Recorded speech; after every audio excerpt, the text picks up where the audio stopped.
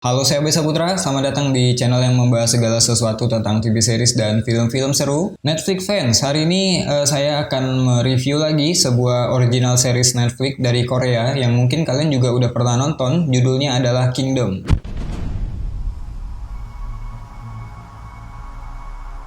Wait, buat kalian yang anti sama film-film Korea, bentar dulu gengs. Serial Korea yang ini bukan pakai aktor yang cuma nampilin ketampanan atau kecantikan aja ya, no. Kingdom ini series original, konten original dari Netflix pertama yang dari Korea. Sekarang ini kayaknya series-series buatan Netflix itu udah jadi cukup alasan buat kita nonton.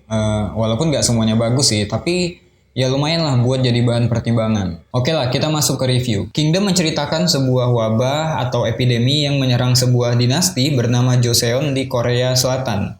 Jadi series ini settingnya di era kerajaan Korea gitu, dimana karena wabah ini orang-orang yang mati bisa hidup lagi sebagai zombie dan menyerang manusia. Gak hanya itu, orang-orang yang terkena serangan zombie ini pun akan tertular juga menjadi zombie. Hah, zombie lagi bang? Klise. Udah capek kali bang kalau tentang zombie lagi dari zaman The Walking Dead, Fear the Walking Dead, Game of Thrones.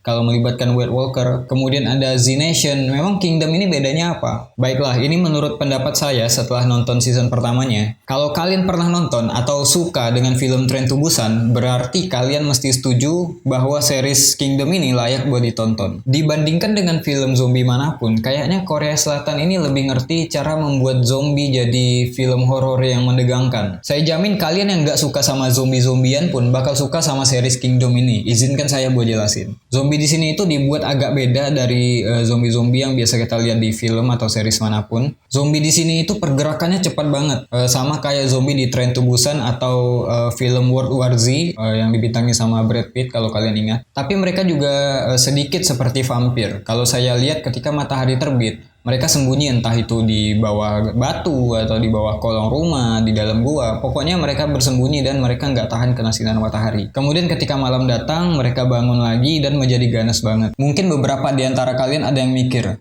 bang, kenapa waktu siang hari itu nggak dipergunakan buat bunuh aja semua zombinya yang lagi tidur? Kan kelar masalahnya bang. Saya harus bilang filmmakernya ini jenius. Mereka nggak bisa melakukan itu karena ketika epidemi ini menyebar dan ketahuan, udah terlalu banyak zombie yang udah terinfeksi. Belum lagi proses tertularnya setelah digigit itu cepat banget, mungkin nggak sampai 30 detik. Jadi mustahil buat mencari semua zombie itu di siang hari. Yang bisa mereka lakukan adalah mempersiapkan serangan pada malam hari ketika zombie bangun untuk mencari makan. Inilah yang buat series ini punya tensi yang tinggi. Tegangnya nggak habis-habis. Kemudian walaupun series ini tentang zombie, saya nggak bosan ngelihat koreografi aksinya. Zombie yang bergerak cepat itu dilawan dengan orang-orang yang pandai bela diri, kemudian ada juga pasukan pemanah dan juga pasukan pedang. Adegan pertempurannya menarik, kemudian seru banget menggunakan strategi militer dan juga perangkap-perangkap yang cerdas. Yang saya pikir nggak pernah saya temui hal seperti ini di film atau series zombie manapun. Season 1 itu cuma 6 episode aja ya. Itu ceritanya juga udah keren dengan narasi yang ketat.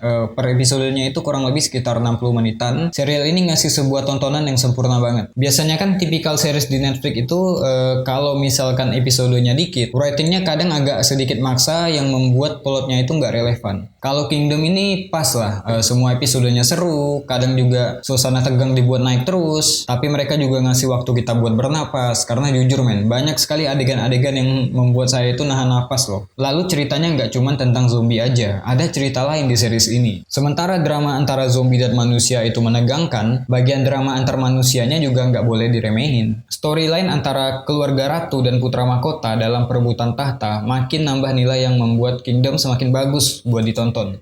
Saya suka intrik politik di series ini, kuat banget. Kita ngelihat nasib orang-orang miskin dalam hierarki kekuasaan, orang kaya dengan kemakmurannya, sedangkan orang yang miskin dibiarkan berjuang sendiri. Perpecahan kasta yang kelihatan banget, perlakuan kejam dan gak adil sama orang-orang kelas bawah, pemberontakan kaum cendekiawan, dan lain-lainnya. Keadaan sosial politik yang dikasih sama series Kingdom menurut saya lebih berani, lebih kompleks, dan lebih bagus daripada The Walking Dead. Sorry nih, saya berani bilang serial Kingdom yang baru jalan 1 season lebih bagus daripada 10 season The Walking Dead yang udah saya tonton. Bukan mau banding-bandingin nih. Saya pribadi fans acara The Walking Dead. Saya nonton semua seasonnya, kemudian saya enjoy dengan waktu yang saya keluarkan buat nonton The Walking Walking Dead. Tapi karena ngikutin sebuah series yang udah jalan 10 season, yang udah saya ikutin dari tahun 2010, bayangin. Dan saya sempat mikir, gak akan ada series yang sebagus The Walking Dead. But suddenly, muncul series ini dengan setup yang berbeda. Wajar kalau saya bandingin series Kingdom dengan series yang udah bertahun-tahun saya tonton. Walaupun makin kesini, The Walking Dead menjadi lebih bagus ya dan lebih seru dengan beberapa perubahan yang mereka lakukan, yang harusnya mereka lakukan sejak season-season sebelum ini, dan itu menjadikan The Walking Dead great again. Tapi tetap, menurut saya Kingdom dengan 1 seasonnya, itu lebih bagus daripada The Walking Dead dengan 10 seasonnya. Terus karakter-karakternya saya suka ya. Yang familiar itu ada Ju Ji-hoon sebagai putra mahkota, dia main juga di film Along with the Gods. Kemudian karakter antagonis diperanin sama Ryu Seung-ryong. Kalau kalian lupa sama bapak ini karena tertipu sama muka sangarnya, saya ingatin nih, dia yang main Miracle in Cell No. 7 yang jadi papa idiot.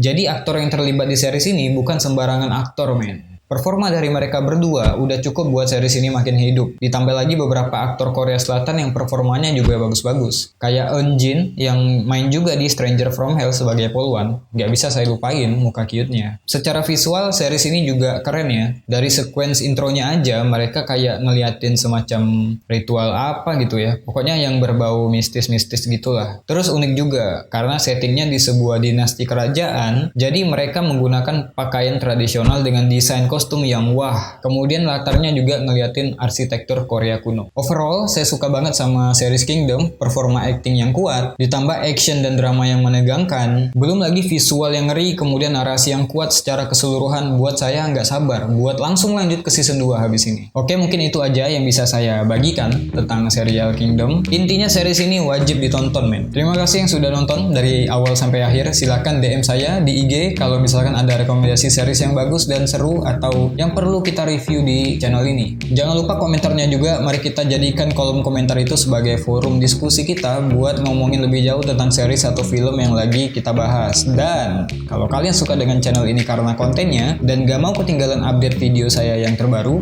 you know what to do. Sampai jumpa di video berikutnya, saya Abisa Putra, to be continue. Langsung lanjut season 2.